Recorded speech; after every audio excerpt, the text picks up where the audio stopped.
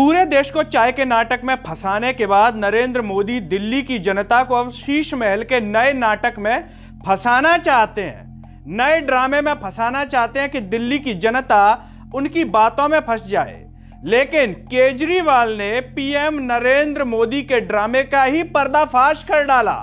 नमस्कार, मैं हूं गिरिराज शर्मा और आप देख रहे हैं सरल टॉक। दोस्तों, दिल्ली में विधानसभा चुनाव होने वाले हैं और जैसा कि आप सभी जानते हैं कि देश के प्रधानमंत्री नरेंद्र मोदी, उन्हें देश की जनता के विकास से कोई खास लेना देना नहीं है, लेकिन चुनाव से उनका विशेष लेना देना है।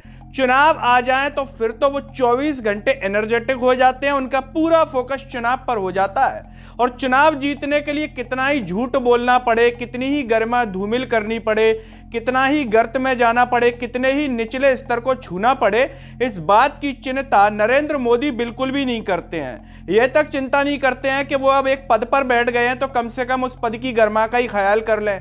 उन्हें केवल एक बात से मतलब होता है कि चुनाव कैसे भी जीता जाए, उनके लिए एक युद्ध की तरह होता है और युद्ध में वो किसी भी प्रकार के नैतिक मूल्यों को ख्याल में नहीं रखते हैं। बस जीतना चाहिए, चाहे झूठ बोलें, चाहे उसके लिए कुछ भी किया जाए, चाहे हम प्रशासनिक जो है उसका इस्तेमाल करें, ईडी का, सीबीआई का, ऐसे तमाम तरह के आरोप नरेंद्र मोदी पर शुरुआत से ही लगते रहे हैं। लेकिन दिल्ली के भीतर अरविंद केजरीवाल एक ऐसा शख्स है जिसने प्रधानमंत्री नरेंद्र मोदी को 3 बार धूल चटा दी, 3 बार। उसके बावजूद नरेंद्र मोदी जी में थोड़ी सी भी लज्जा नहीं आई कि कम से कम मैं प्रधानमंत्री पद पर बैठा हूं, मैं तो प्रचार ना करूं, दूसरे नेता करते रहें। लेकिन देखिए, वो 4थी बार फिर मैदान में उतर आए हैं और इसी के चलते वो दिल्ली में उन्होंने जो है शुरुआत कर दी एक तरीके से अपने चुनावी कैंपेन की और दिल्ली की जनता से बात करते हुए कहते हैं नरेंद्र मोदी, मैं भी चाहता तो अपने लिए शीश महल बना सकता था, लेकिन मैंने नहीं बनाया।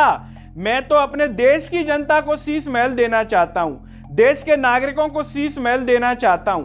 हमारी सरकार ने पिछले 10 सालों में 4 करोड़ से ज्यादा घर बना करके दिए हैं।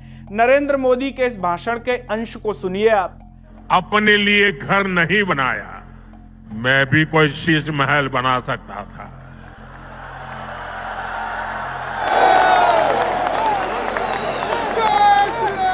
लेकिन मेरे लिए तो मेरे देशवासियों को पक्का घर मिले, यही एक सपना था। 4 करोड़ से अधिक गरीबों के घर, उनका सपना पूरा किया है।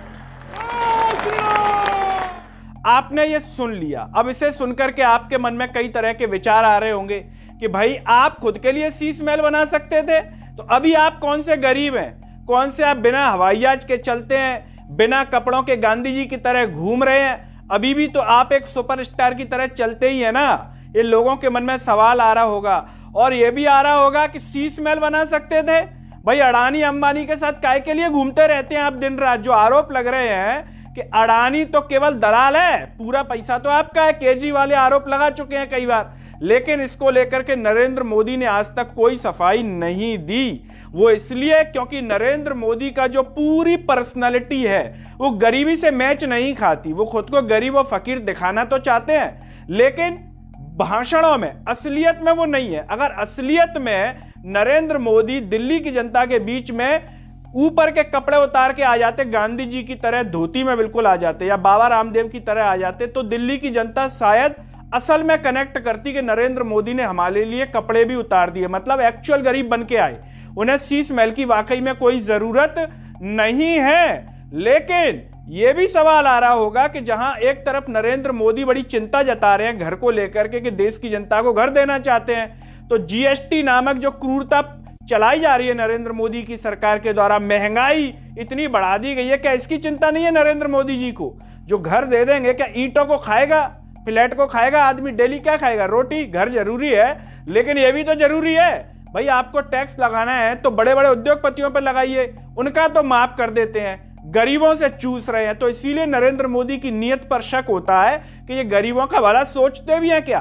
खुद को तो गरीब और फकीर बताते हैं, लेकिन इतना महंगाई और इतना जीएसटी टैक्स कि आप हैरत देखिए कि मतलब खुद को किस तरीके से पेश करते हैं। अरविंद केजरीवाल तक जैसे ही उनके भाषण पहुंचा, अब अरविंद केजरीवाल तो पढ़े लिखे नेता हैं, तो उन्होंने तुरंत उन पर अटैक कर दिया। अटैक कैसे कि जब इतने ही शीश महल की बात कर रहे हो प्रभु, तो आप तो इतने करोड़ के घर के आवास में रहते हैं, कितने करोड़ का बना हुआ है, हवाई जहाज में घूमते हैं इतने करोड़ वाले में, और 10 लाख का सूट पहनते हैं। ये कहां से आ रहा है?